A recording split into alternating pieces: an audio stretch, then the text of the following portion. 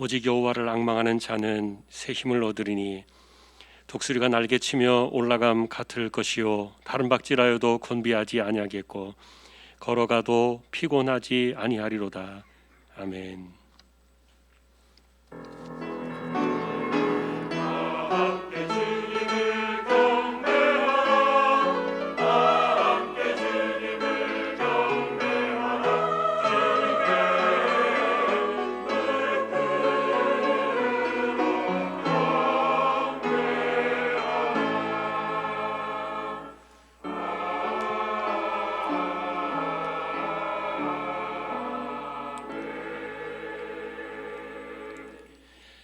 하나님 감사합니다. 오늘도 한 해의 마지막 주일이 되었습니다. 이 시간도 예배로 나온 심령들, 부족한 저희들을 붙들어 두시고 우리 하나님 임재하셔서 영광을 받으시며 은혜를 내리워 주십시오. 예배의 시종을 의탁합니다. 존귀하신 예수 그리스도의 이름으로 기도하옵나이다. 아멘.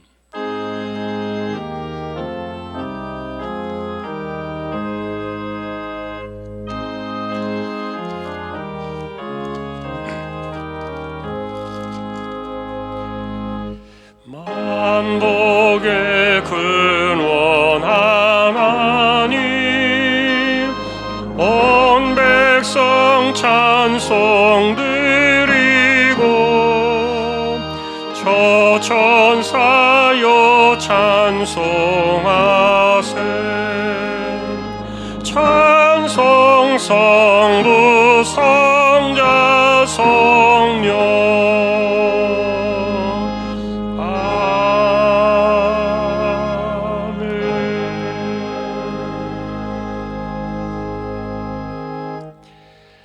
하늘에 계신 우리 아버지여 이름이 거룩히 여김을 받으시오며 나라의 마옵시며 뜻이 하늘에서 이룬 것 같이 땅에서도 이루어지이다.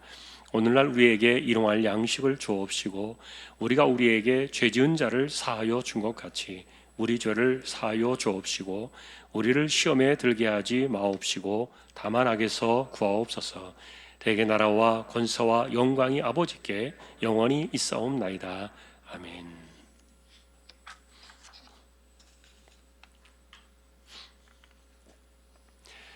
청년이 무엇으로 그의 행실을 깨끗하게 하리이까 주의 말씀만 지킬 따름이니이다.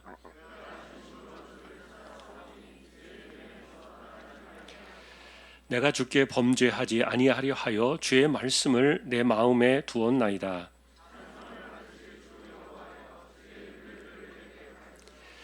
내가 주의 법도들을 작은 소리로 읊조리며 주의 길들에 주의하며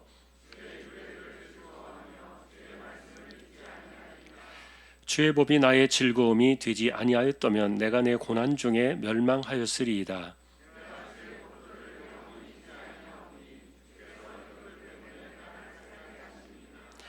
나는 주의 것이오니 나를 구원하소서. 내가 주의 법도들만을 찾았나이다.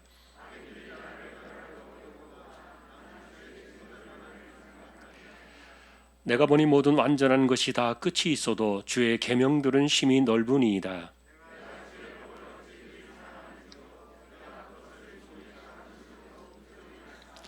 아멘.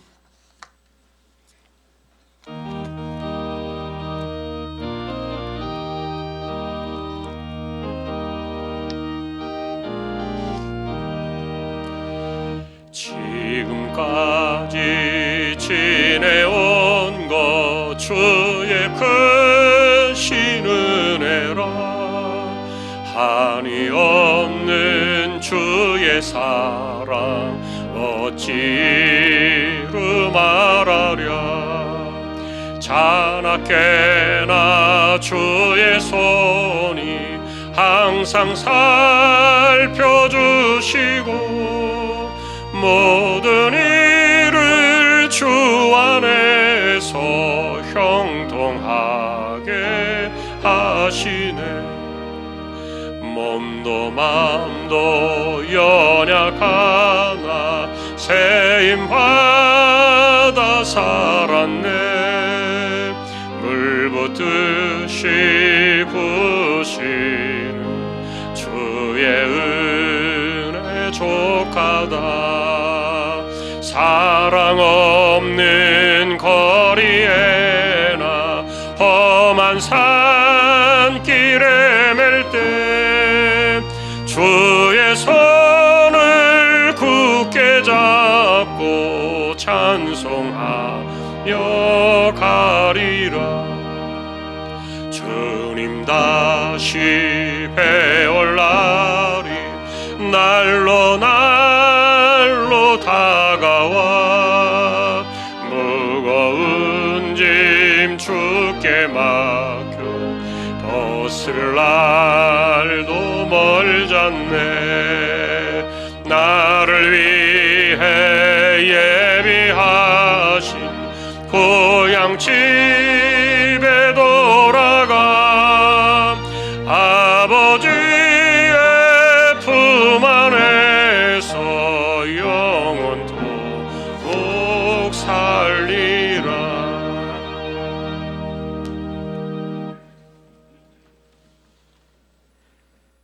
여호와를 낭망하는 자는 새 힘을 얻으리라. 우리에게 귀한 말씀을 허락하시고 2021년을 지내게 하신 하나님, 오늘 52주 마지막 주일까지 축복하시고 주님의 전으로 불러주시니 감사를 드립니다. 오늘 저희들의 찬양을 받아주시오며 영광을 받아 주옵소서. 올 한 해에는 유난히 힘들고 어려웠으며 또 견디기 힘든 많은 일들이 있었습니다. 때로는 그 힘든 일들에 좌절됐으며 또 견디기 어려운 일들에 원망도 했음을 압니다. 지나온 날들 속에 우리는 가정에서, 직장에서, 사업체에서 언제쯤이 힘들고 어려운 날들로부터 헤어나올 수 있을까 하는 원망 속에서도 희망의 끈을 놓지 않고 견디었음을 또한 고백합니다. 우리가 희망의 끈을 놓지 않고 견딜 수 있었던 것은 세상의 즐거움이 아니요 세상의 행복과 풍요로움과 세상이 답을 줄 것이라고 믿었던 것이 아니라 주님께서는 우리와 항상 함께 하시며 우리 앞에 놓여진 수많은 일들을 해결해 주실 분은 예수 그리스도밖에 없음을 믿었기에 견딜 수 있었음을 고백합니다. 오늘 이 시간 주님 앞에 나와 머리 숙여 기도하오니 주님, 믿음으로 굳건히 붙잡아 주시고 우리를 말씀으로 인도하옵소서. 오늘 이 시간 말씀으로 은혜 받기를 원합니다. 말씀을 증거해 주실 한군수 담임 목사님을 기억하여 주시며 영육간의 강건함으로 지켜 주옵소서. 말씀을 전하실 때마다 놀라운 역사와 성령 충만케 하시며 듣는 이들로 하여금 돌같은 심령들이 깨어지며 온유와 겸손한 성품들로 변화시켜 주옵소서. 또 목회의 비전이 있사오니 계획하고 추진하는 모든 일들이 주님 보시기에 아름답게 이루실 수 있도록 인도하옵소서. 하나님의 일을 이루기 위하여 파송되어진 선교사님들을 기억하시고 가는 곳곳마다 믿음의 씨앗이 뿌려져 열매 맺기를 원합니다. 또 밟는 모든 땅마다 하나님의 나라가 확장될 수 있도록 인도하옵소서. 할렐루야 찬양대의 찬양을 흠양하여 주시고 오케스트라와 반주자, 지휘자, 찬양대원 각 사람을 기억하여 주시며 축복하여 주옵소서. 보이지 않는 곳에서 봉사하는 손길을 주님께서는 아시오니 그 손길 축복하여 주옵소서. 다가오는 2022년도에도 동일한 은혜로 인도하옵소서. 감사드리며 살아계신 예수님의 이름으로 기도하옵나이다. 아멘.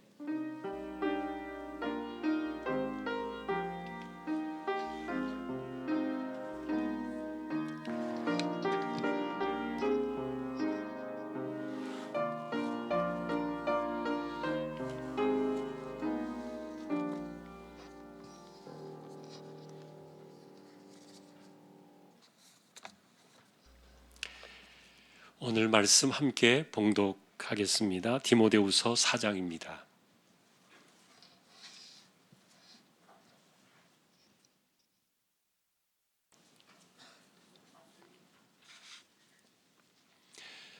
디모데후서 4장 7절, 8절, 2절 합독하겠습니다. 나는 선한 싸움을 싸우고 나의 달려갈 길을 마치고 믿음을 지켰으니 이제 후로는 나를 위하여 의의 면류관이 예비되었으므로 주 곧 의로우신 재판장이 그날에 내게 주실 것이며 내게만 아니라 죄의 나타나심을 사모하는 모든 자에게도니라. 아멘. 교회 소식 말씀을 드립니다. 주보 12쪽 같이 보아주시기를 바랍니다. 이번 주에 성경 읽기는 베드로전서 1장에서 창세기 3장까지 이제 또 새해가 되면서 겹치면서 새로운 성경 읽기가 또 시작이 되겠습니다. 지난번에 광고를 드린 대로 1년 1독 하는 것을 목표로 하는 것이 본인이 좀 잘 안 되는 분들 교육자실에 신청해 주시면 단톡방을 만들어서 서로 확인하면서 1년 1독 하는 것을 독려하려고 합니다. 함께 해주셔서 우리가 성경 읽는 것에 같이 모든 분들이 해주시면 좋겠습니다. 그리고 어제까지 적립된 낙헌 예물 1억 6,669만 3,691원 25.93% 적립이 되었습니다. 또 감사를 드립니다. 오늘 마지막 주일이기도 하고 또 이번 주에 송구영신 예배 마지막 날이 있습니다. 11시부터 동일하게 예배는 진행이 되겠고요. 함께 오셔서 예배를 드렸으면 좋겠는데 우리가 지금 이렇게 코로나 상황이긴 해도 교회는 70% 300명 이렇게 이렇게 이야기합니다만 그러나 방역 주사를 맞은 분들은 제한이 없습니다. 그래서 여러분 마스크가 최고의 백신이니까 우리 마스크 잘 쓰고 절대 벗지 말고 우리가 함께 예배 또 성구영신 예배 하나님께 영광을 돌렸으면 좋겠습니다. 그리고 돌아오는 주일은 첫 주 1월 첫 주라서 이제 예결산 공동회로 모이게 되겠습니다만 지난번 말씀드린 대로 예결산 위원회가 따로 모이지 않고 당회에서 수입 지출에 대한 결산만 보고를 받고 그대로 이월시키기로 이렇게 결의가 됐습니다. 그래서 간략하게 교회 앞에 수입 지출에 대한 결산 보고가 있게 되겠습니다. 그리고 또 첫째 주에는 다음 주에 성찬 예식으로 첫 주를 이제 드리게 되는데 오늘 광고에는 나오지 않았네요. 다음 주에 우리가 성찬 예식으로 첫 주는 또 시작을 하게 되겠습니다. 그리고 오늘 오후 예배는 명예군사 추대 및 안수집사 군사 은퇴 예배로 또 드려지게 되겠습니다. 주일학교 수료식도 함께 드리게 되겠습니다. 선교위원회에서 떡국떡 판매를 지금 하고 있습니다. 참조해 주시기 바랍니다. 그리고 김길영 목사님 그동안 초등부의 교육 목사님으로 섬겨주셨는데 또 이제 다음 주부터는 다른 교회 사역지로 부임을 하게 되어서 오늘 또 인사를 드리겠습니다. 예배 후에 인사하도록 하겠습니다. 오늘 아래 광고는 신충남 카센터 김미정 집사님 가정의 사업장 소개되고 있습니다. 기도해 주시기 바랍니다. 이제 하나님 앞에 예물을 드리는 시간입니다. 정성껏 준비하신 예물을 하나님께 드리겠습니다.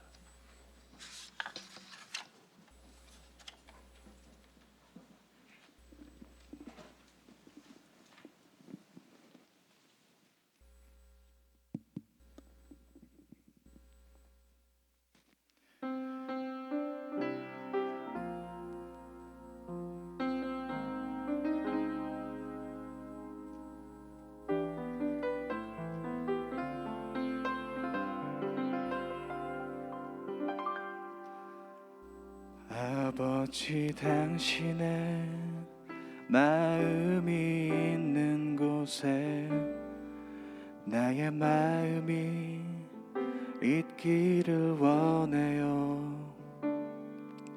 아버지 당신의 눈물이 고인 곳에 나의 눈물이 고이길 원해요.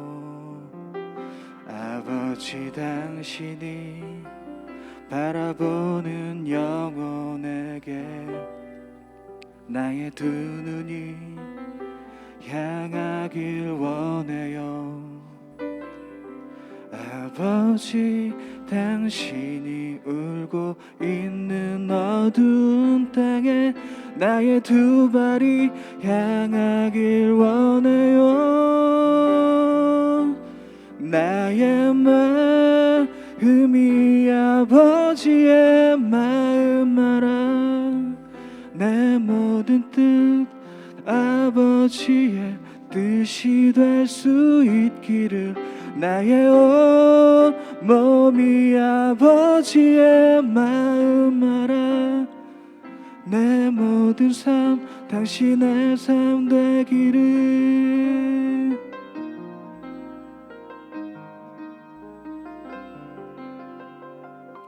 아버지 당신이 바라보는 영혼에게 나의 두 눈이 향하길 원해요. 아버지 당신이 울고 있는 어두운 땅에 나의 두 발이 향하길 원해요. 나의 마음이 아버지의 마음 알아. 내 모든 뜻 아버지의 뜻이 될 수 있기를. 나의 온 몸이 아버지의 마음 알아.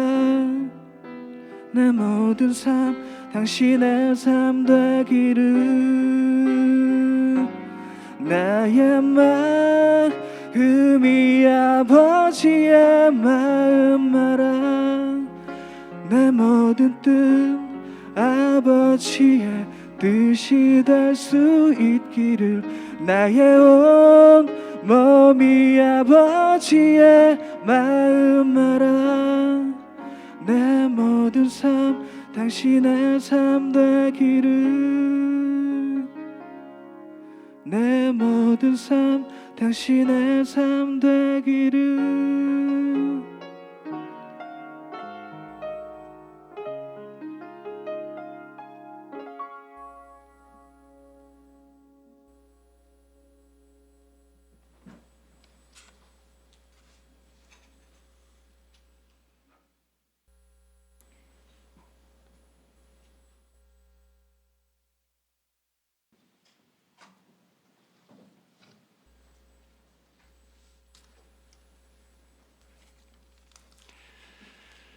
우리를 향한 하나님의 마음을 찬양으로 섬겼습니다. 감사합니다.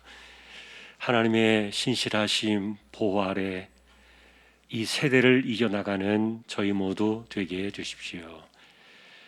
이 시간도 믿음으로 하나님의 것을 구별했습니다. 주일헌금 10의 1조입니다. 목적을 따라 선교, 구제, 장학, 차량, 총신, 기금 드립니다. 보이지 않는 가운데 드려지는 낙헌 예물도 있습니다. 또 여기에 감사를 드립니다. 하나님 은혜에 감사합니다. 꽃꽂이 예물을 드립니다.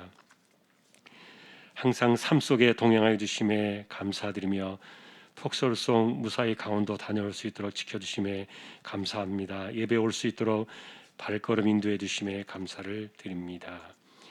한 해 인도하시고 일할 수 있는 은혜 주심에 감사합니다. 한 해 동안 가정을 지키시고 은혜 안에 늘 거하게 하심에 감사드립니다. 범사에 감사드립니다.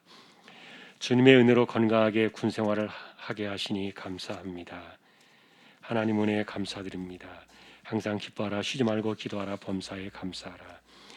지난 한 주간의 삶도 주신 말씀 의지하여 무탈하게 살았습니다. 감사합니다. 한 주간도 함께해 주신 은혜에 감사드립니다. 범사에 감사드리며 올 한 해도 하나님께 주신 은혜로 살았음에 감사를 드립니다. 가정 예배 드리게 하심에 감사합니다. 건강하게 주 안에서 외손주의 첫 돌을 맞이하게 하신 주님, 그의 앞날도 주님께 의지합니다. 하나님 아버지, 자녀들이 신앙을 잘 이어받아 세상을 이기며 살아가게 하옵소서. 천국을 바라보며 그곳에서 만날 수 있는 믿음을 재윤, 태원, 지원에게 소망을 주옵소서. 한 해 동안 베풀으신 은혜에 감사드립니다. 주님의 은혜 안에 살게 하심을 감사드립니다. 할렐루야. 범사에 감사하며 감사 넘치는 귀한 가정으로 인도하시고 말씀 안에 바로 살며 숭환숭호 종화로주 만복의 축복을 누리고 자녀들의 기업 번창하도록 하나님의 기업으로 축복이 되게 역사해 주십시오. 한 해 동안 동행해 주시고 은혜 베풀어 주심에 감사드리며 항상 순종하며 살게 하옵소서. 하나님, 오늘도 우리의 손길이와 같습니다. 하나님께서 기억해 두시고 돌아보아 두시고 우리의 마음 중심을 붙드시며 이 세대를 살아갈 때 하나님 주시는 힘으로 그 은혜로 이 세상을 이겨나가는 저희 모두 되게 하여 주십시오. 존귀하신 예수 그리스도의 이름으로 감사하며 기도 올리옵나이다. 아멘.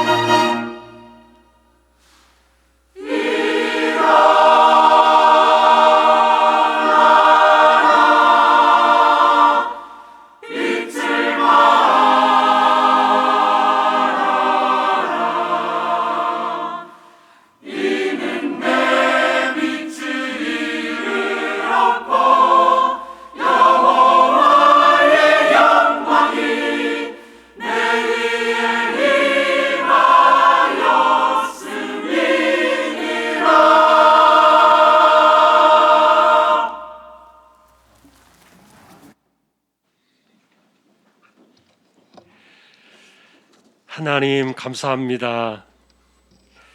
하나님의 영광을 찬양하게 하시니 늘 언제나 감사하고 우리 하나님 홀로 높임을 받으시옵소서. 한 해가 이렇게 가고 오늘 이렇게 마지막 주일이 되어서 또다시 말씀 앞에 섰습니다. 부족한 종과 저희 모두를 이 시간 말씀으로 붙들어 주시고 또 하나님께서 역사하여 주십시오. 존귀하신 예수 그리스도의 이름으로 기도하옵나이다. 아멘. 평안하셨습니까? 오늘도 말씀 앞에 서게 된 저와 여러분들에게 주님의 평강이 함께 하시기를 예수님의 이름으로 축복합니다. 한 해의 마지막 주일 오늘 만나고 싶은 분은 바울입니다. 제가 신앙을 가지고 성경을 배우고 이렇게 깨달으면서 가장 모델로 삼고 싶었던 분이 바울이었는데,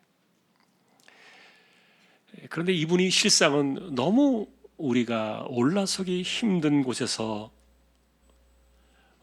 신앙을 살아가신 분이라 감히 닮고 싶다 말하기도 부끄러움을 주는 분이십니다. 아마도 이분의 이야기를 가져오려고 한다면 스데반 집사님의 기독교의 최초의 순교자였던 그분의 죽음으로부터 찾아볼 수 있을 텐데,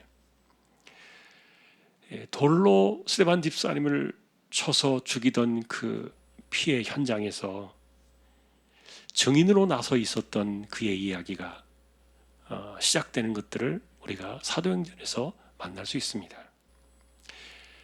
좋은 추억은 아니죠. 그러나 그것이 그에게 약이 되었습니다.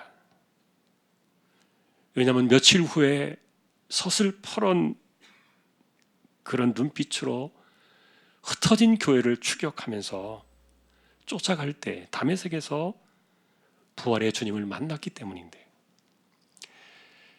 말 그대로 그날의 하늘의 충격을 받았죠. 그리고 식음을 전폐하고 눈물로 기도를 드리게 됩니다. 그가 그곳에서 받았던 그 충격들은 사도행전에서 3번이나 이야기가 나와 있고요. 자신의 인생을 하나님을 바로 섬기는 일에 쓰겠다고 유대교에 헌신했던 바리새파의 청년인 이분이 막상 대들고 죽이려고 했던 예수, 어제도 우리가 성탄절에 보았던 나사렛 예수, 그분이 하늘 보좌에서 영광 가운데 계신 것을 보았던 거예요. 여러분, 어제 이 나사렛이라는 이 이름의 명칭이 능력의 대명사가 아니라 성경 당시에는 천하게 업신여김을 받는 조롱하던 명칭이었다는 것 들으셨어요. 유대인에게 나사렛이라는 이름은 걸림돌이었습니다. 그래서 마태는 나사렛 예수가 본질적으로 베들레헴의 예수이셨다, 그 진리를 풀어냈다고 말씀을 드렸고요. 그러나 마태복음은 이 다메섹 사건보다도 30년 이후에 성경이 나옵니다. 그러니 바울 당시에도 아직은 나사렛 예수라는 이 호칭이 걸리던 시절이에요. 문제는 다메섹에서 만난 이 바울의 시간은 설명이 아니라 그가 직접 온몸으로 겪었던 사건인데, 세상이 멸시하고 조롱하던 그 나사렛 예수라고 부르던 그분이 하늘 보좌에 서 계신 것을 보았을 때 무너져 내렸다는 거예요. 그는 진실로 하나님이셨고, 그리고 세상을 구원하신 구원자 예수이셨습니다. 이런 바울이 30살의 초반의 나이에 예수님을 만나고 그리고 60대 중반을 넘겨서 순교할 때까지 30년 이상을 오직 한 길, 한 곳만을 향해서 인생을 드렸습니다. 이분의 인생은 소위 말하는 생사위주의 신앙이었어요. 살아도 주를 위해, 죽어도 주를 위해. 오직 인생을 주님 안에서 드려진 외길의 인생이었죠. 바울을 생각하면서 욥도 비슷한 것이 생각이 났어요. 그가 극심한 고난 가운데서 욥이 이런 말을 한 적이 있는데, 나의 가는 길을 그분만이 아신다. 이거를 제가 내자로 줄이면은 아도주지, 나의 길을 주님이 아신다. 이렇게 제가 한번 정리해 봤는데, 죽을 것 같은 고난 가운데서 그를 이겨내게 하고 견디게 했던 이 정신의 힘줄 같은 고백, 그를 지탱하게 만들어줬던 것은 욥에게는 나의 길을 주님만이 아신다, 이 신앙이 있었구나.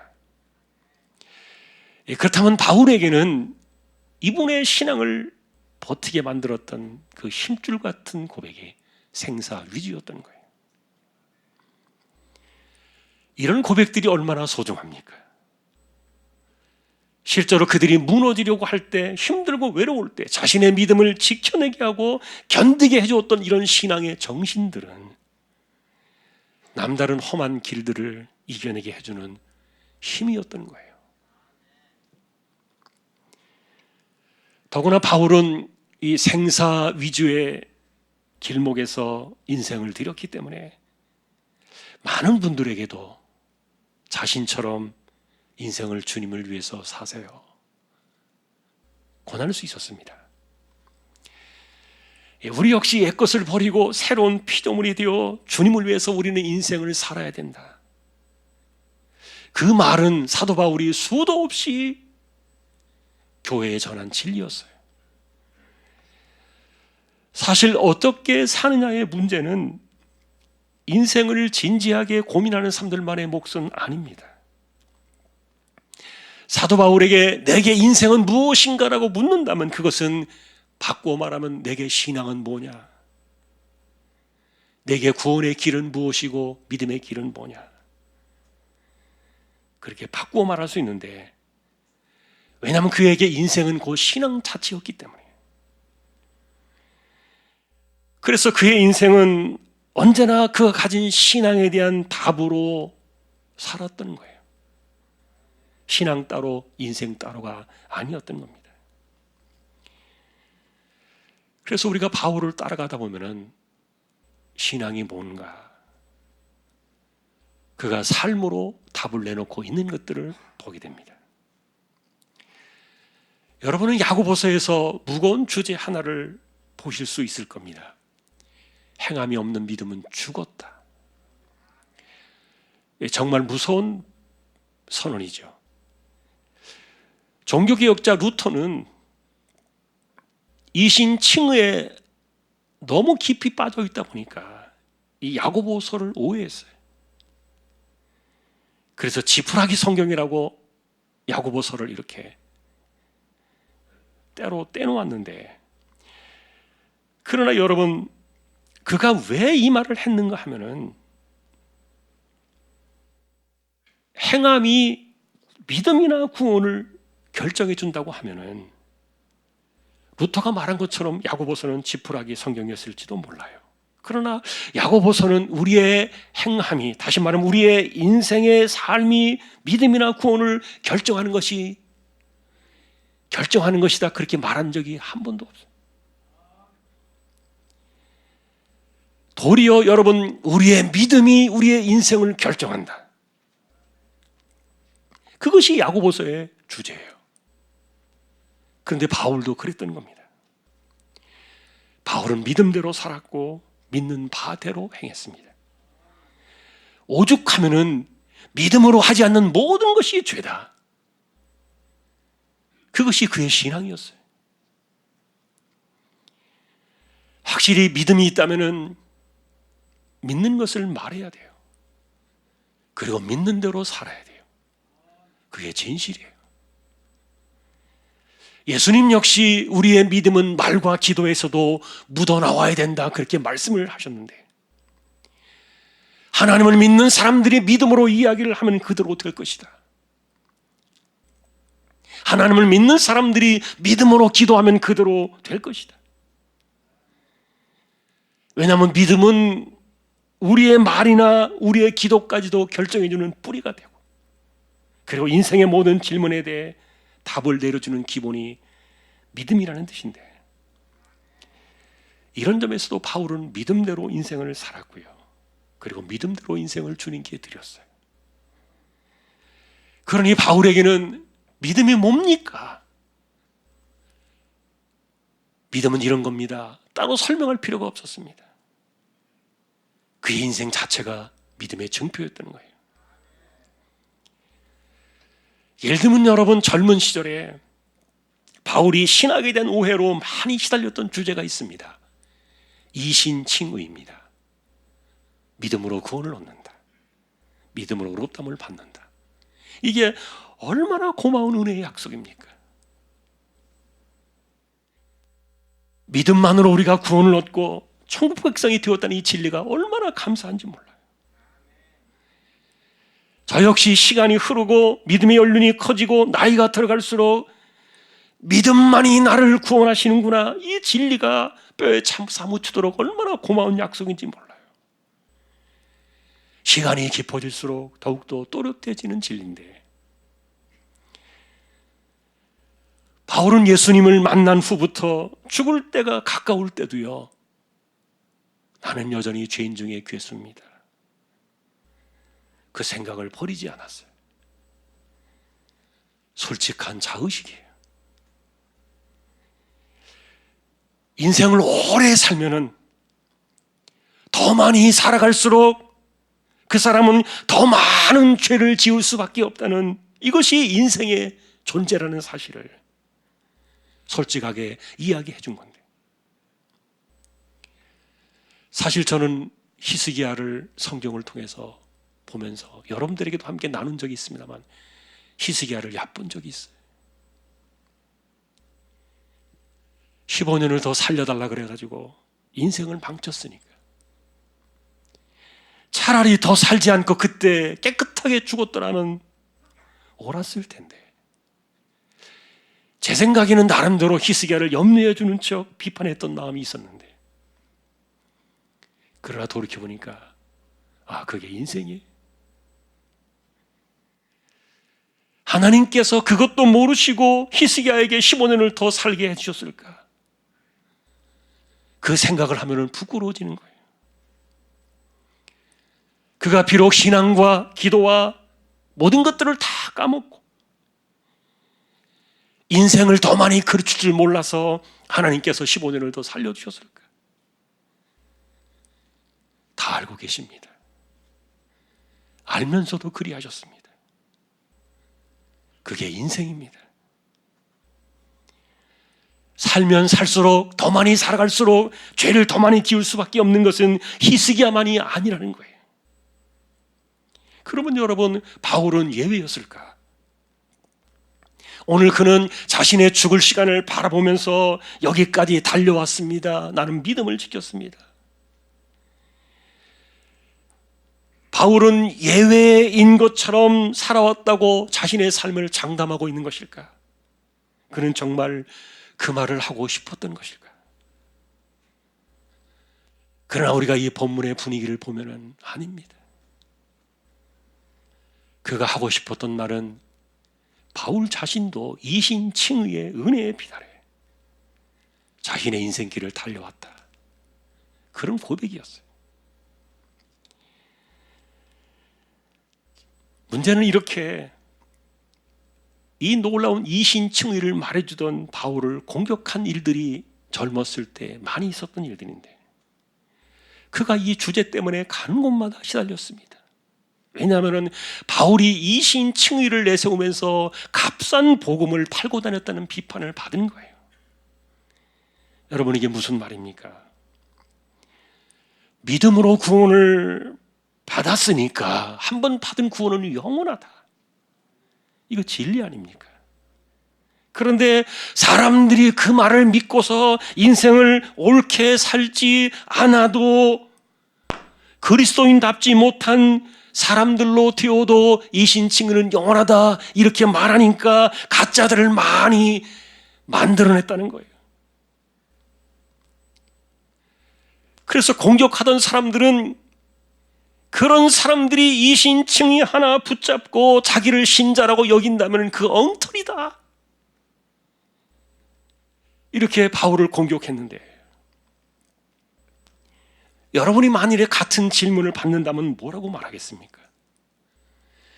중요한 것은 누가 과연 이신층위로 진짜와 가짜를 가려낼 수 있겠는가? 여러분, 바울은 구원파 이단이 아니었습니다.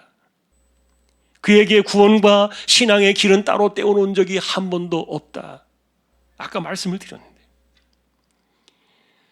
그러니 당신에게 구원은 뭡니까? 이렇게 바울에게 그것을 구원을 입증할 수 있습니까? 바울에게 물어보아도 대답은 하나였습니다. 나는 인생을 주님을 향하여 드린 그것밖에 없습니다. 그리고 내가 살아온 그 인생의 방향은 생사 위주였습니다. 여러분, 바울보다도 명확하게 구원의 방향을 정해준 이들도 없었지만, 그러나 이 세상은 자꾸만 사람들에게 뭔가를 보여달라고 말하는 거예요. 당신이 신자라면, 당신이 구원받은 백성이라면 뭔가를 좀 보여달라, 뭔가 내놓을 것이 있어야 되지 않느냐, 그렇게 반격할 때 사도 바울은 묵묵히 자신의 인생을 살아온 방향을 보여주면서 이게 이신층입니다, 자신의 살아온 인생으로 증명을 했어요. 이런 말에 대해서는 여러분들도 생각이 필요하실 겁니다. 정말 값싼 복음이 있기는 한 것입니까?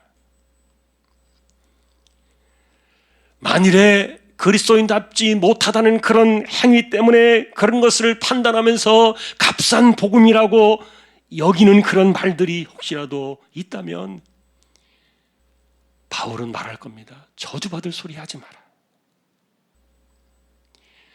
예를 들면 여러분, 가끔은 우리 안에서도 이런 말을 하고 싶을 때가 있지 않습니까? 예를 들면은 직분자라고 하면서 손가락질 받는 사람들이 혹시라도 있다면은, 저거 진짜냐? 진짜 신앙이냐? 저렇게 욕먹고 살면서 구원은 받을까? 걱정 반, 염려 반, 비난 반, 저주 반, 이게 걱정하는 것인지 비난하는 것인지 염려하는 것인지 그렇게 되라고 저주하는 것인지, 정말 그 사람 때문에 복음이 값싼 복음으로 변질되어지는 것인지, 그런 사람도 구원을 받을 수 있나, 저런 사람이 구원을 받았어야 되느냐, 이렇게 혀를 차는 그런 일들이 일어나고 있을지는 모를지라도, 그러나 바울 같으면 뭐라고 그랬을까요? 도리어 이렇게 말했을 겁니다. 당신이 이신칭의를 압니까? 하나님께서 독생자를 이 땅에 내셔서 우리가 손댈 수 없는 이 놀라운 진리의 약속으로 만들어 놓으신 이 거대한 이신칭의의 진리를 당신이 어디까지 압니까? 믿음만 가지고서 우리가 넉넉히 구원을 받는다는 이 하나님이 주신 이 약속을 당신이 손댈 수 있습니까? 값싼 복음을 가르쳐서 저렇게 신자답지 못한 사람들이 나왔다고 공격을 받았을 때 하나님이 주신 이 놀라운 구원, 당신이 저 사람은 아니라고 물을 수 있습니까?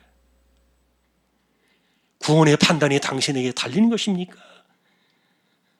아니면 하나님의 주권적인 선물입니까? 여러분, 무슨 대답인지 이해하실 거예요.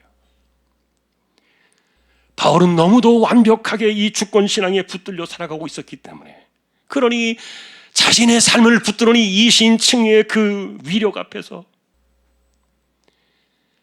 우리는 아무것도 손댈 것이 없었지만 하나님께서 독생자를 통하여 일방적으로 만들어 주신 이 엄청난 이신칭의 이 진리 앞에서 이거를 깨닫는다면 과연 누가 누구를 비난할 수 있으며 그 진리 앞에 감사의 고개를 숙이지 않을 사람이 과연 누가 있겠는가? 여러분, 바울은 틀리지 않았습니다. 도리어 복음을 값싸게 만들었다고 비난하는 사람들에게 이신칭의가 당신에게는 어떻습니까? 이렇게 되물을 거예요.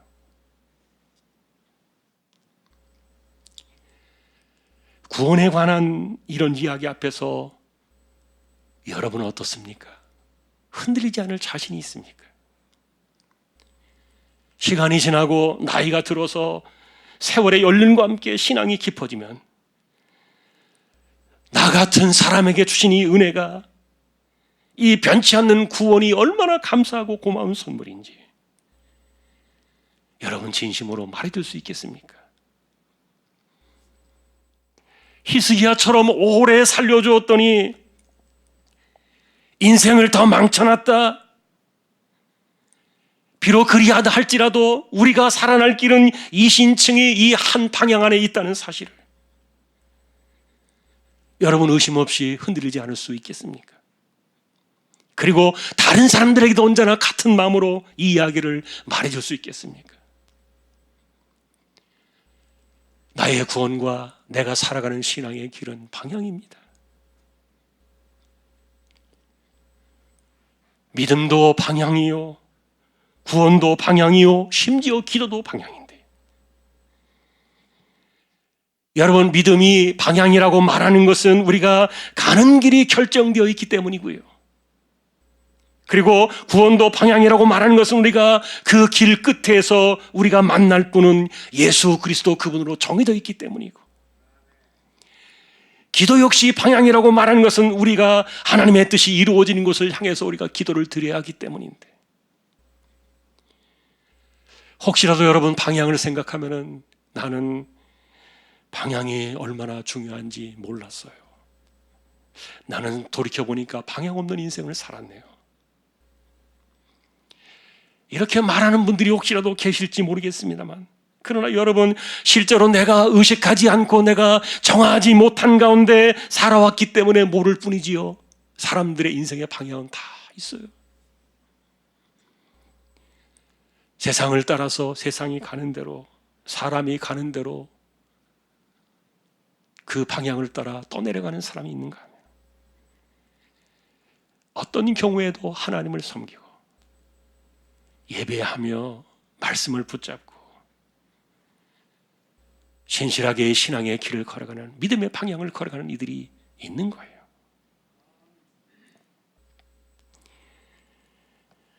그럼에도 우리가 바울에게서 배울 수 있는 신앙의 방향성은 주님께 과연 인생을 드릴 수 있는가의 문제였어요.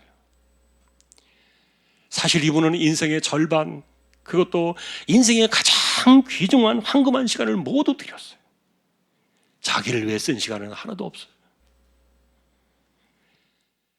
제가 만났던 어떤 분은 이렇게 저에게 물었습니다. 내가 예수 믿는다고 하면서도 젊은 날에는 귀한 시간 나를 위해서 다 쓰면서 살아왔는데, 나이가 들어 이제 생각해 보니까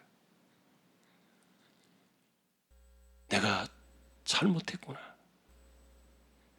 아주 작은 시간, 이 노년의 시간이라도 내가 주님을 위해서 살아갈 수 있겠는가? 중요한 것은 내가 지금이라도 이렇게 살아서 바울처럼 그가 말했던 의의 면류관을 나도 받을 수 있겠는가? 여러분, 물론입니다.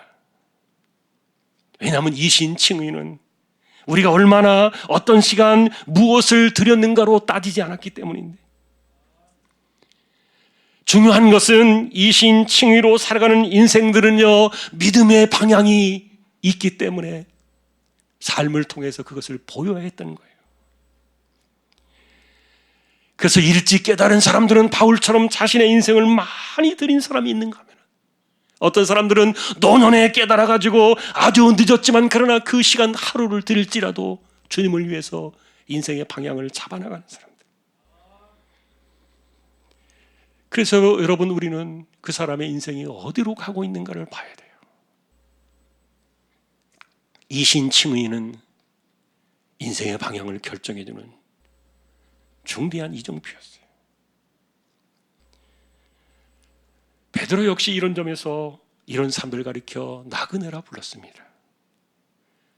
세상 사람들은 나그네를 가리켜서 정처 없이 떠도는 인생이라고 이렇게 노래를 부르지만, 베드로가 말한 나그네는 그게 아니에요. 이 세상에서 닷을 절대로 내리지 않는 사람들, 이 세상에서 모든 것을 결판내려고 하지 않는 사람들, 그리고 세상의 뿌리를 내리지 않는 그들이 바로 나그네인데, 그러다 보니까 이 세상은 떠돌 수밖에 없는 그런 나그네처럼 보여지지만, 그러나 그들에게는 반드시 방향이 있다. 세상 끝에서는 언젠가 주님을 만나게 될 그 소망을 가지고 인생길을 걸어가는데, 그래서 그들을 가리켜 베드로 나그네라 불렀고요. 베드로는 이 나그네 길의 인생의 방향을 가리켜 말하기를 예수 소망이라 이렇게 불렀어요. 예수님을 한 번도 본 적이 없지만, 그러나 말할 수 없는 심정으로 그분을 사랑하는 마음으로 언젠가 만나게 될 그분 앞에 서기 위하여, 그래서 예수 그리스도 그분만을 생각하면 마음이 즐겁고 기뻐서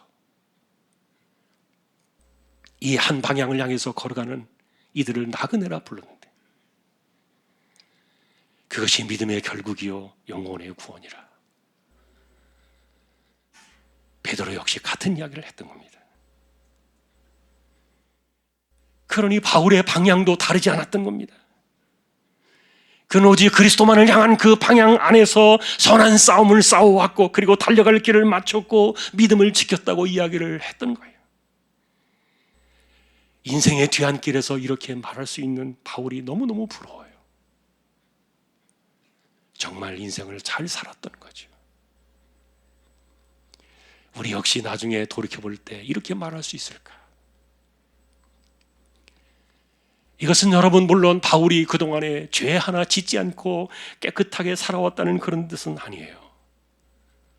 바울 역시 이신 칭의의 구원은 영원한, 하나님의 아들을 통해서 세워두신 누구도 손댈 수 없는 이 엄청난 진리 위에서 구원의 그날을 바라보면서 방향을 잡고 달려왔기 때문인데, 그러니 이것은 그의 자신감이 아니에요.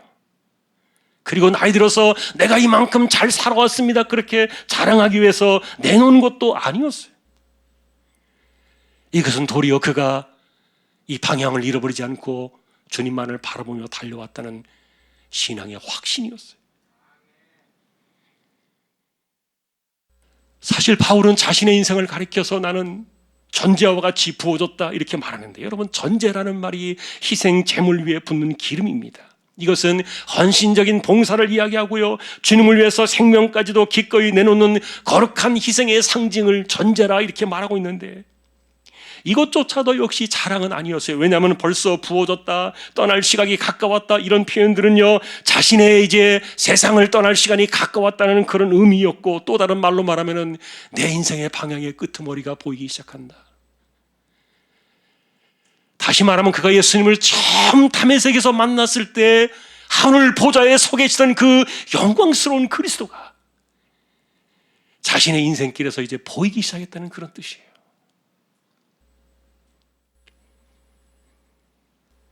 여러분, 얼마나 고맙고 감사한 인생인지 몰라요. 우리도 바울처럼 이렇게 살 수 있을까?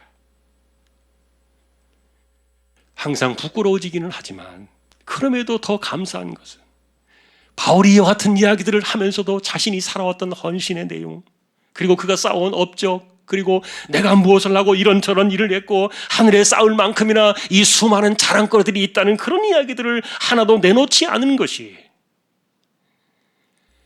내놓을 것이 별로 없는 저희들에게 얼마나 감사한지. 실제로 그는 자신의 신앙의 길 위를 달려왔던 시간이었을 뿐이지 뭔가를 자랑하려고 이야기하는 것이 아니었기 때문에 이신칭의가 더욱 돋보이는 본문이었어요. 이것을 더욱 확고하게 굳혀두는 구절이 8절인데요. 우리 같이 한 번 더 8절을 보십시다. 이제 후로는 나를 위하여 의의 면류관이 예비되었으므로 주 곧 의로우신 재판장이 그날에 내게 주실 것이며 내게만 아니라 주의 나타나심을 사모하는 모든 자에게 도니라. 여러분이 이 구절을 보시면서 제가 질문 하나 드리겠습니다. 바울의 인생 방향은 무엇이었습니까? 의의 면류관을 받는 겁니다. 너무너무 귀한 소망이었어요. 그런데 자세히 보시면은 이 이야기를 하면서 누군가를 끼워 넣는 그런 느낌이 들지 않습니까? 마태에 가면 소위 말하는 1+1 분위기가 나요. 그런데 바울이 이렇게 말하는 겁니다. 내게 주실 영광의 그날에 그 의의 면류관을 받게 될 때 나만이 아니라 주님, 이 사람도요, 이 사람도요, 그리고 저 사람도요. 그러면서 사람들, 주변에 있는 모든 사람들을 바울이 끼워 넣기 시작하는 겁니다. 만일에 바울이 여러분 누군가 하나를 바라보면서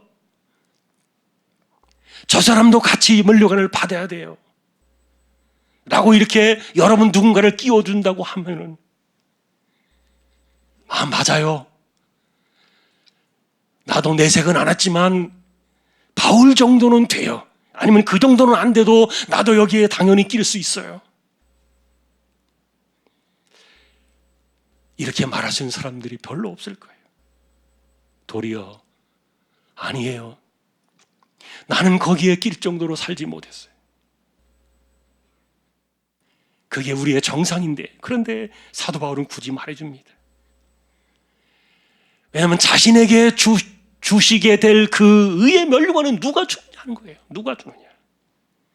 이것을 의로우신 재판장이 주신다 이렇게 말했는데, 여러분, 의로우신 재판장이라는 이 말은 뭡니까? 이분은 의로우시기 때문에 하나의 터럭이나 흠이 있으면 절대로 줄 수 없는 완벽한 그분을 가리켜 의로우신 재판장이라 이렇게 말했는데, 그런데 이 완벽하신 의로운 재판장 앞에 설 수 있는 사람이 바울 자신도 자신이 없는 거예요. 왜냐하면 자기 역시 죄인 중에 괴수라고 더 신앙의 깊이가 깊어질수록 은혜 아니고는 내가 설 수 없다는 사실이 강해지고 있었기 때문에,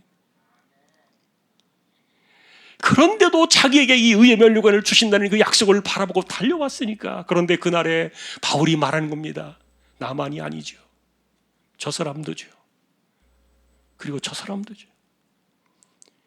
옆에 있는 사람들 모두를 이렇게 바라보면서, 왜냐하면 그들 역시 다시 오실 주님을 바라보며 그 주님을 만날 날을 사모하면서 달려온 사람들이었기 때문에 역시 같은 의의 면류관을 받을 거라는 생각인 거예요. 이게 여러분 이신칭의 정신이에요. 의의 면류관이 뭔가 궁금하실 거예요. 그가 이 이야기를 하고 있는 것은 인생의 방향 끄트머리에서 승리의 음성을 듣고 있었던 겁니다.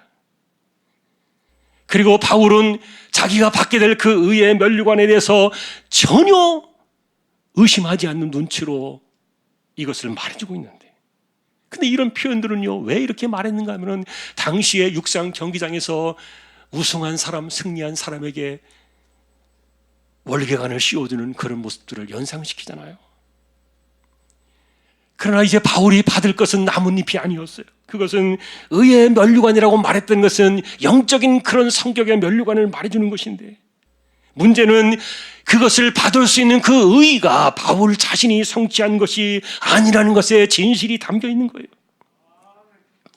그래서 이것을 주시는 분이 의로우신 재판장이시기 때문에 그분 앞에 서기 위하여 그가 이것을 바라보며 달려왔는데, 그건 역시 자기가 한 것이 아니다. 나 역시 죄인 중에 괴수였는데 바울이라고 한들 나란들 무슨 수가 있겠는가. 이신칭이 아니고는 설명이 불가능했던 거예요. 그러니 나만이 아니라 주님, 저 사람도입니다. 그리고 이 사람도입니다. 평생에 내놓을 것이 별로 없지만, 그러나 우리에게 주신 그 이신칭의 약속을 붙잡고 다시 오실 주님을 바라보며 이 길을 걸어갔던 사람들, 인생의 방향을 거기에 붙잡고 살아갔던 그들 모두가 다 같이 우리가 의의 면류관을 받을 것이다. 여러분, 바울이 너그러워서 여러분들을 끼워 놓은 것이 아니에요. 그래서 이런 진리를 알지 못한 사람들은 바울이 받았던 그 의의 면류관을 나는 받기 어려울 거야, 그렇게 생각하는 분들이 있는데, 여러분이 의의 면류관은 육상 경기장의 그 이미지를 가져와서 표현했을 뿐이지, 이것은 그날의 주님이 우리에게 주실 구원을 말하는 거예요. 이신칭의의 결말, 구원이 의의 면류관이에요. 최후의 심판대 앞에 서게 될 그날의 의의 재판장이신 그분이 우리에게 주실 영원한 구원의 면류관을 말하는데, 요한 사도는요, 그래서 그날에 목자이신 주님께서 양떼들의 이름을 알고 부르실 것이다, 그렇게 설명해 주었어요.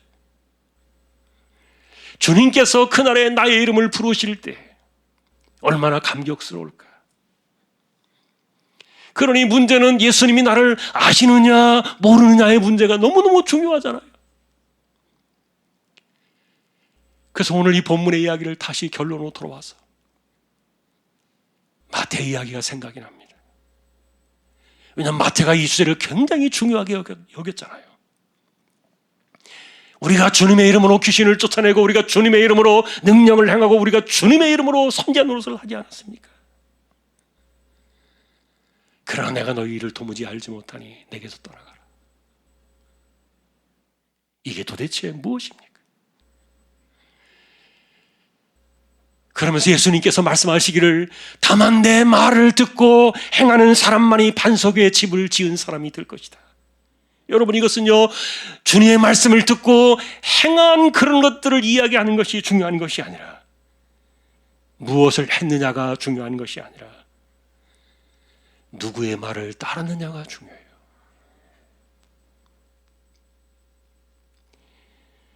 우린 이런 것을 신앙의 방향이라 그렇게 말하는 거예요.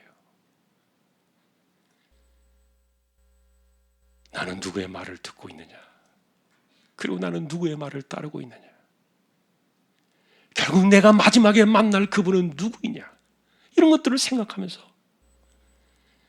내 인생에 영향을 주고 내 인생의 방향을 잡아주는 그분이 과연 그날에 내 이름을 불러주실 의로우신 재판장, 그분이 맞느냐?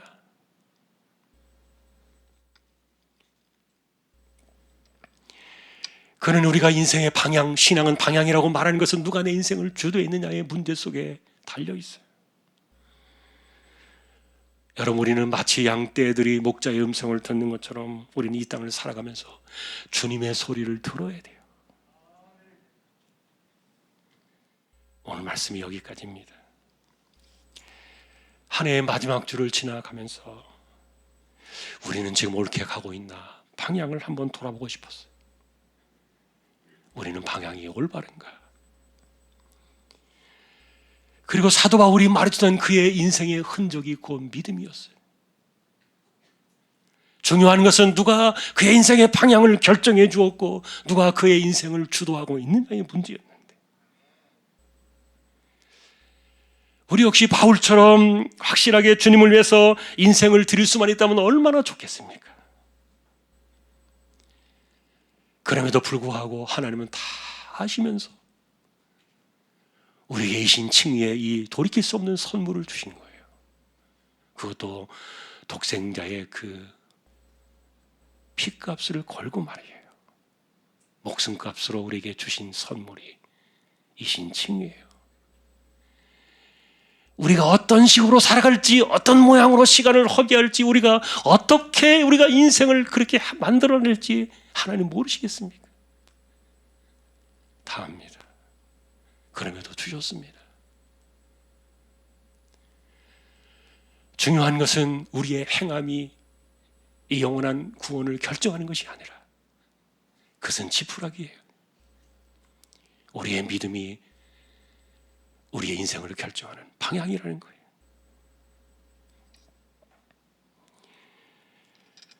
바라기는 그래서 여러분, 내가 옳은 길을 가고 있는가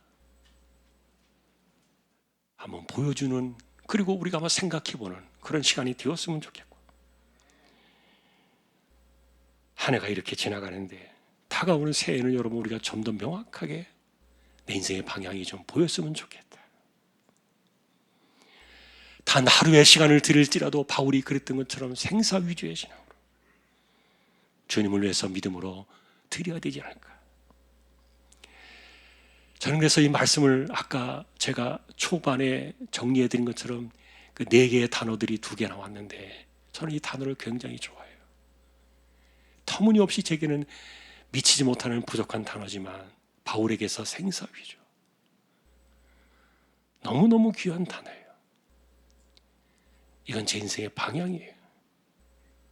또 하나는 요백에서 보았던 아도 주지, 나의 가는 길을 주님이 아신다. 제 인생의 방향을 견디게 해주는 중요한 지표였어요. 여러분, 우리는 그런 것에 너무너무 부족해요. 턱없이 부족해요. 그럼에도 불구하고 우리는 동일하게 우리에게 주실 의의 면류관을 바라보며 우리는 이 길을 달려갑니다. 우리는 한 방향, 같은 방향으로 가고 있는 나그네요, 순례자요, 그리고 바울이 갔던 그 길을 달려가는 동일한 동역자들이라는 겁니다. 오늘 이 우리가 살펴보는 이 방향의 축복, 신앙은 그래서 방향이다. 다시 한번 이 축복을 우리가 되새기면서 다가오는 새해에는 우리가 좀 더 주님을 향해서 선명하게 우리 인생의 방향이 결정되어지는 저와 여러분 모두가 다 될 수 있기를 존귀하신 주님의 이름으로 간절히 축원합니다. 찬양을 드리겠습니다. 413장입니다.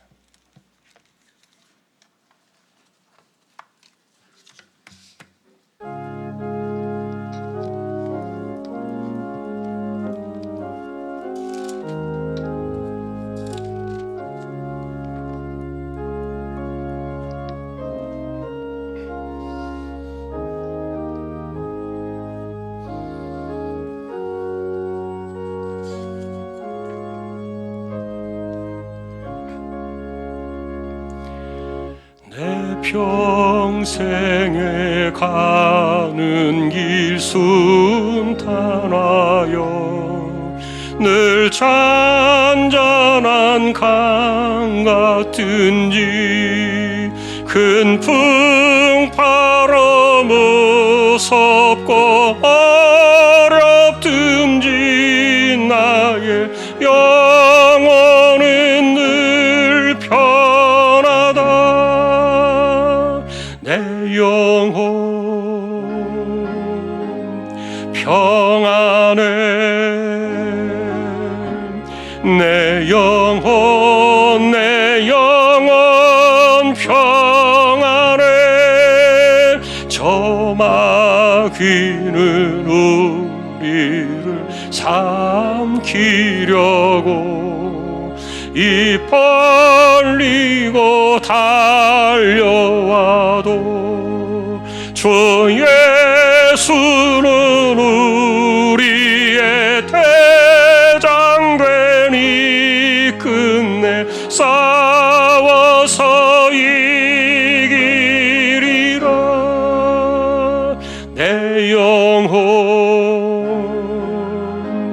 평안해, 내 영혼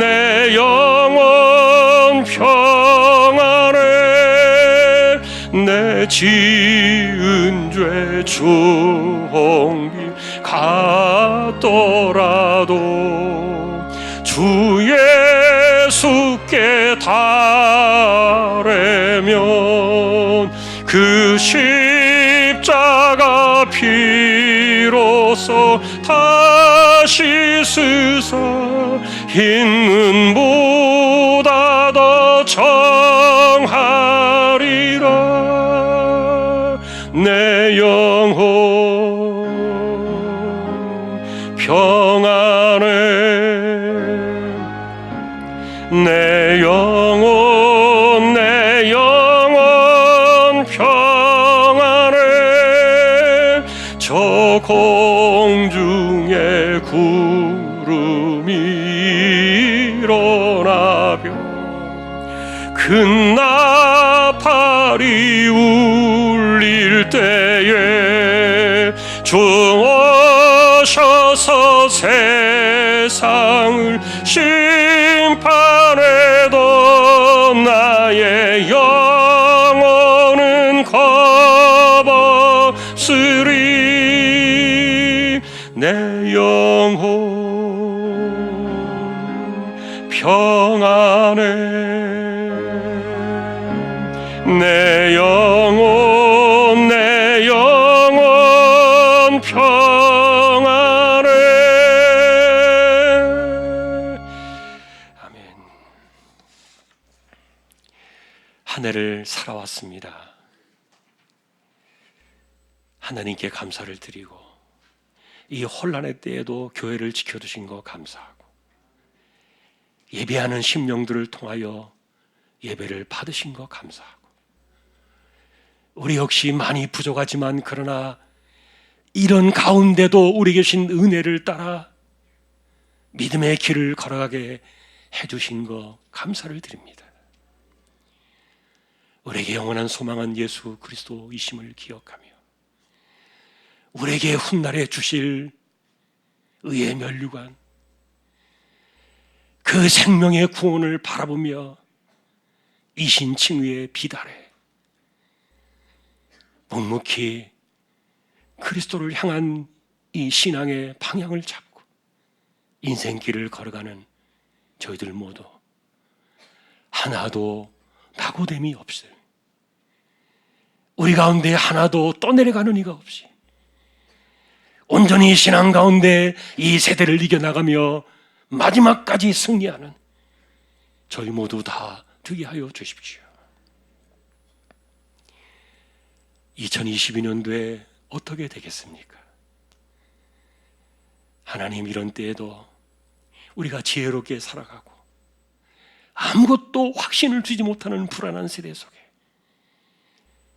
우리가 마스크를 잘 쓰고 지혜롭게 처신하고 이 세대를 살아가는 가운데 하나님이 붙들어오신 그 힘으로 이 세대를 이겨나갈 수 있도록 하나님 은혜를 내리워 주십시오.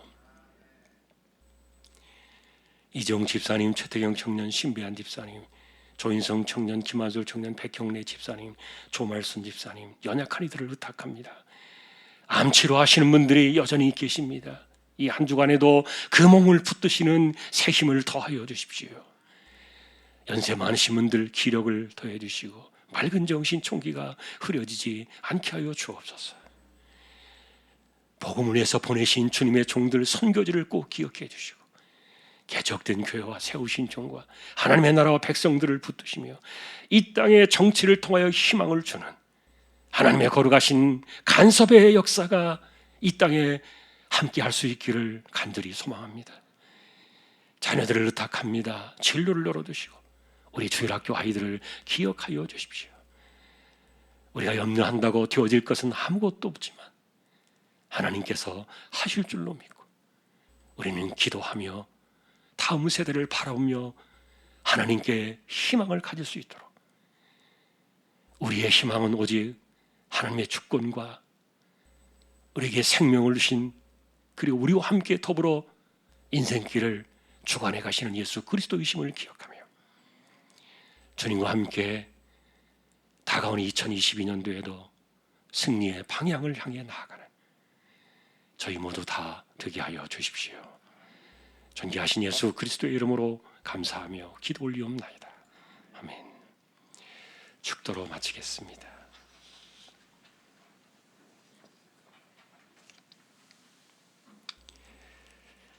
이 땅에 오셔서 우리에게 값없이 이신 칭의의 놀라운 은혜를 주신 예수 그리스도의 은혜와 하나님 아버지의 사랑과 성령님의 감화, 감동, 위로, 인도, 교통 충만하심이 우리의 가는 길이 주님을 바라보며 나아가는 믿음의 길이요, 신앙의 분명한 방향이 결정되어 있는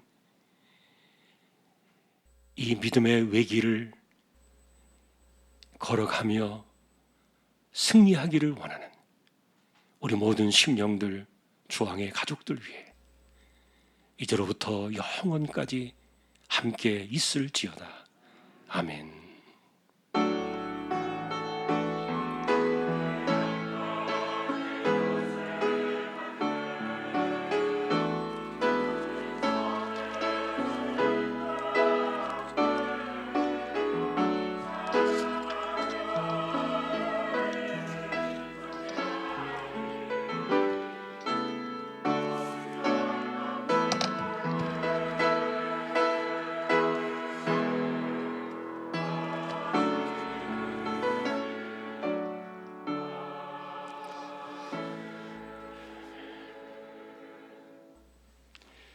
새해도 승리할 수 있기를 주님의 이름으로 축복합니다. 오늘 새가족 수료를 드리고 오늘 또 사임 인사하겠습니다. 예, 나와주시죠. 예, 임종수 집사님 가정하고 예, 또 우리 장지인 성도님 나와주십시오. 제가 나오실 때 읽겠습니다. 수료증서 이름 임종수 새가족부 수료를 축하드립니다. 2021년 12월 26일 대한연수 장로의 중앙교회 달목사 한군수.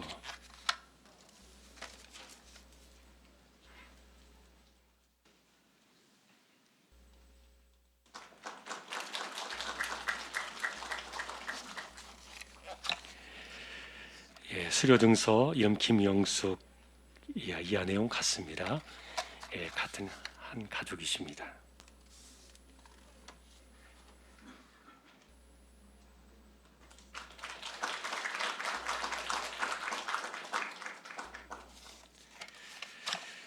예, 수료증서 이름 장지인 예, 우리 청년이신데 이렇게 오셔서 등록하시고 교육을 잘 받으셨습니다.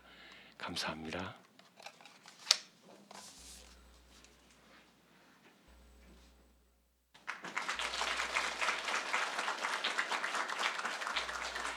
네, 우리 인사하시고 들어가시죠. 네, 감사합니다.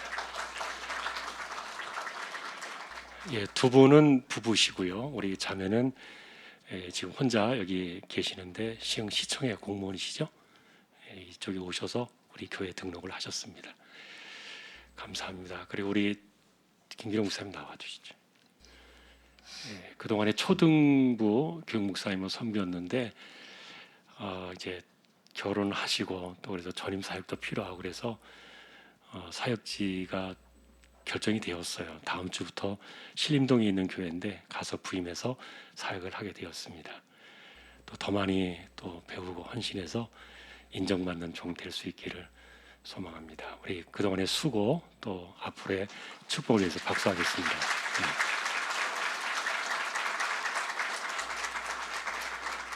감사합니다. 예, 들어가시죠. 예, 그리고 지금 초등부에 이제 교육자가 또 오셔야 되기 때문에 기도 좀 여러분들도 생각날 때 해주시면 좋겠습니다. 요즘 교육자들이 오기가 또 쉽지가 않아서 예, 기도가 필요합니다. 예, 우리 이번 주 금요일 날 송구영 신예배 때는 조금 자리가 좀 그래도 우리가 지혜롭게 잘 앉아서 마스크 잘 쓰고 예, 한 번밖에 못 하기 때문에 그냥 그대로 진행을 하겠습니다. 여러분들이 그렇게 양해하시고 우리 같이 오셔서 또 예배할 수 있기를 소망합니다. 우리 교대 찬양 1절 하겠습니다.